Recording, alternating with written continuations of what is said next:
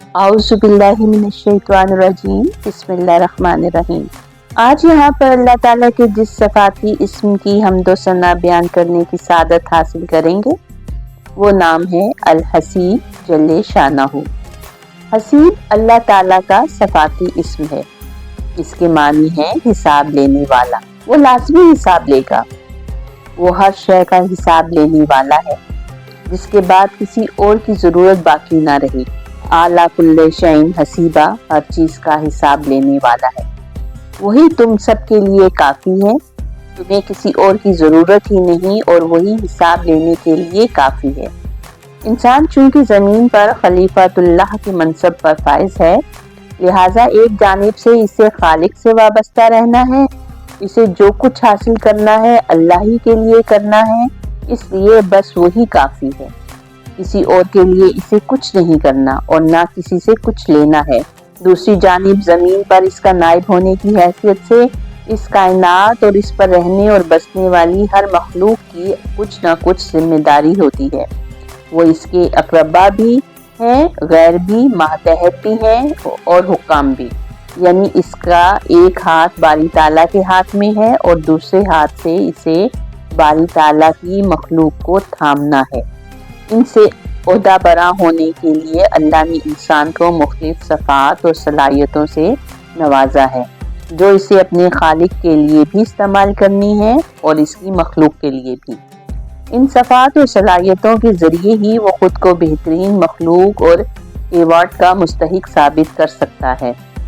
और हकीकत ये है कि इन सलाहियतों को इस्तेमाल करने और ख़ुद को खालिक और मखलूक के दरमियान बैलेंस रखने पर ही हिसाब देना है।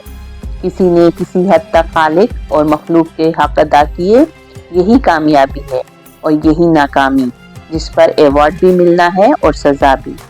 इस इस्म के दोनों मानों में आयात इलाही मौजूद हैं। इरशाद होता है, ए नबी तुझे अल्लाह काफ़ी है और इन मोमिनों को जो तेरी पैरवी कर रहे हैं।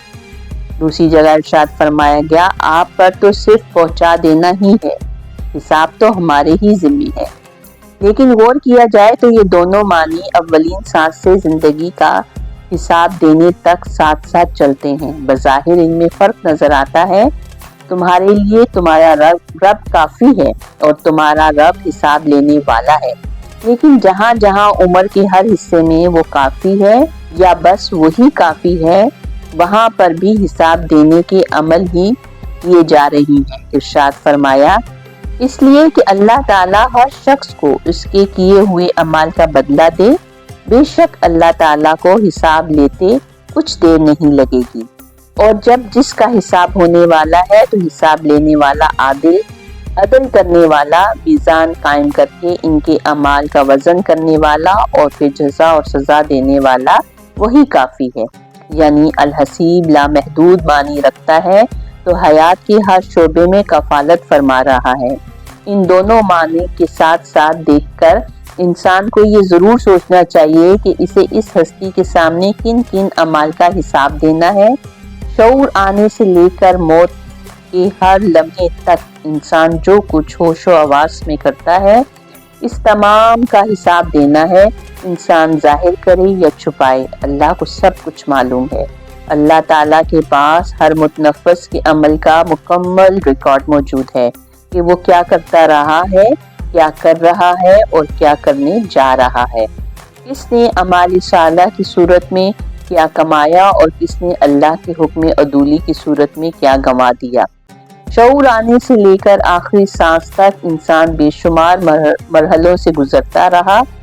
हर रिश्ते, हर ताल्लुक और अपने और पराए, करीबी और दूर वाले रिश्ते और गैर, इन सब के हकूक़ के बारे में कुरान पाक ने मुकम्मल अहकामात फरमा दिए हैं। इन पर अमल करने और इनके हकूक़ से गुरेज करने का पूरा पूरा हिसाब लिया जाएगा।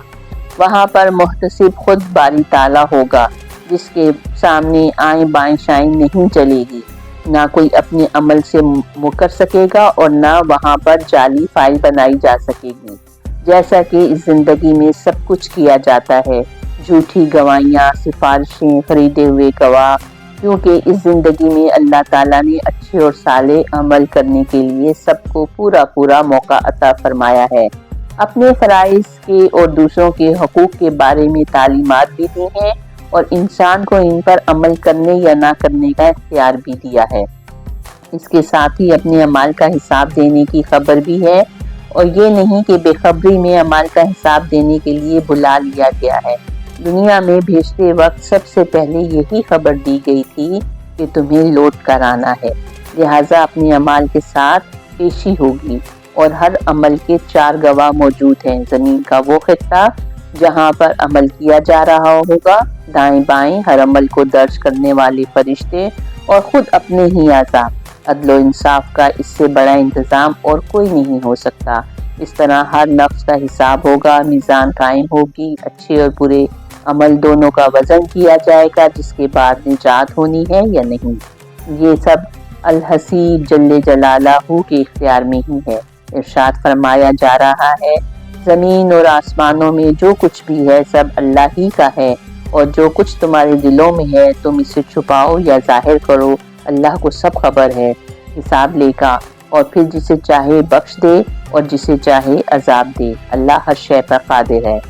انسان پیدا ہی آزمائش کے لیے ہوا ہے۔ جس ہستی نے موت اور زندگی کو ایجاد کیا، وہی لمحہ لمحہ انسان کے عمل کو جانچ رہا ہے۔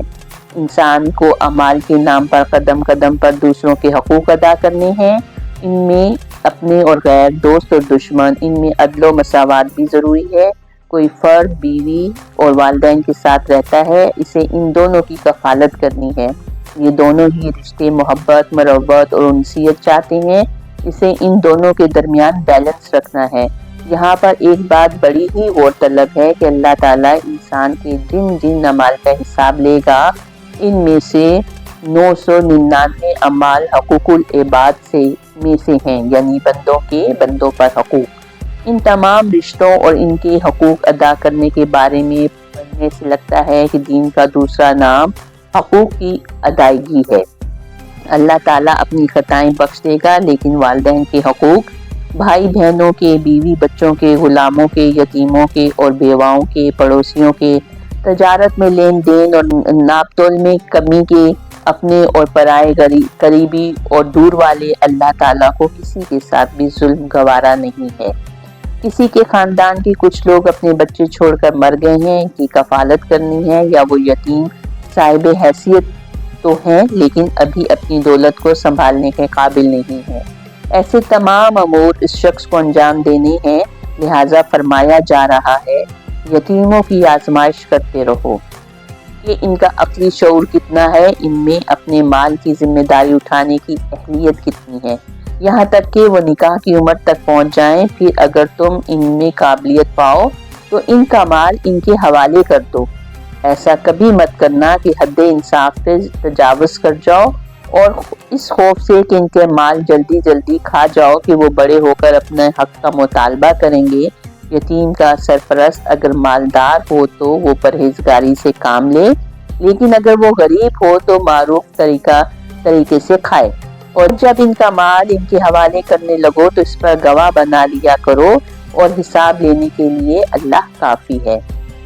باہمی پیار و محبت اور ایک دوسرے کے حقوق ادا کرنے کے لیے قرآن پاک کے ساتھ ساتھ حضور اکرم صلی اللہ علیہ وآلہ وسلم کی متعدد احادیث موجود ہیں۔ حضرت ابو ہریرہ سے روایت ہے کہ حضور اکرم صلی اللہ علیہ وآلہ وسلم نے فرمایا، مسلم وہ ہے جس کی زبان درازیوں اور دست درازیوں سے مسلمان محفوظ رہیں، اور مومن وہ ہے جس کی طرف سے لوگوں کو اپنی جانوں اور مالوں کے بارے میں کوئی خوف و خطر نہ ہو۔ یہاں پر پڑوس کے حقوق کی بات آتی ہے۔ گویا فرد اگر مختلف قسم کے پڑوسیوں میں رہتا ہے، جن میں مسلم بھی ہیں، غیر مسلم بھی، اور کوئی پڑوسی رشتہ دار بھی ہے، ان سب کے حقوق واضح فرما دیے گئے ہیں۔ ان سب کے بارے میں بڑی سخت وعید ہے۔ حضرت اکرم صلی اللہ علیہ وآلہ وسلم نے فرمایا، قسم اللہ کی وہ مومن نہیں، قسم اللہ کی وہ مومن نہیں ہے، قسم اللہ کی وہ مومن نہیں ہے۔ عرض کیا گیا، یا رسول اللہ کون مومن نہیں ہے؟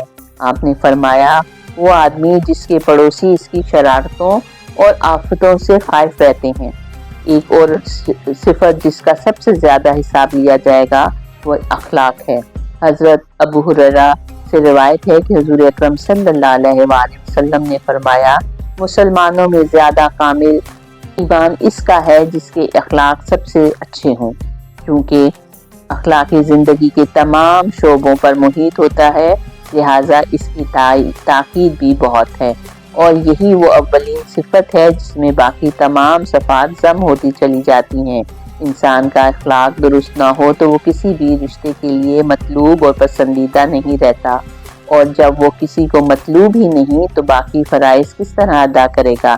لہٰذا منافقانہ اعمال میں سب سے پہلا منافق عمل بد اخلاقی ہے، پھر بد عہدی، ایمانت میں خیانت، جھوٹ، جھگڑالو اور بد زبانی۔ یہ تمام عادات جنہیں منافق کی علامت فرمایا گیا ہے، بدخلقی زمین میں ہی پروان چڑھتی ہے۔ اللہ تعالیٰ کسی بھی صفت کو نظر انداز کرنے والے نہیں ہیں۔ انسان کا ہر سانس اور ہر عمل باری تعالیٰ کی نگاہ میں ہے۔ فرمایا جا رہا ہے، ہم قیامت کے دن انصاف کے ترازو واضح کریں گے۔ اس دن کسی نفس پر ذرہ برابر بھی ظلم نہیں ہوگا۔ اگر رائے کے برابر بھی کسی کا عمل موجود ہوگا تو ہم اسے بھی لے آئیں گے، بے شک ہم حساب لینے والے کافی ہیں۔ اس کے ساتھ ہی حضور اکرم صلی اللہ علیہ وآلہ وسلم نے فرمایا، اس سے پہلے کہ تمہارا حساب لیا جائے اپنا محاسبہ کر لیا کرو۔ وآخر دعوانا ان الحمد للہ رب العالمین۔ صدق اللہ العظیم۔